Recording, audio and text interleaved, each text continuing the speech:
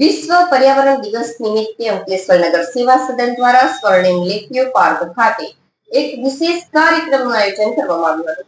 આ પ્રસંગે પર્યાવરણ જતનના સંકલ્પ સાથે મહાનુભાવો દ્વારા ગ્રીન કવર વધારવા પર ભાર મૂકવામાં આવ્યો છે.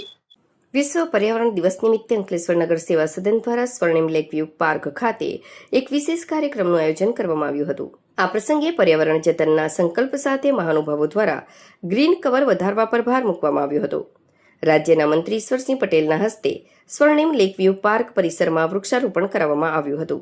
કાર્યક્રમમાં નગરપાલિકા પ્રમુખ જિગ્નેશ અંદાડિયા, શહેર ભાજપ પ્રમુખ ધર્મેન્દ્ર પુષ્કરણા સહિતના અગ્રણીઓ અને નગરસેવકો ખાસ હાજર રહ્યા હતા.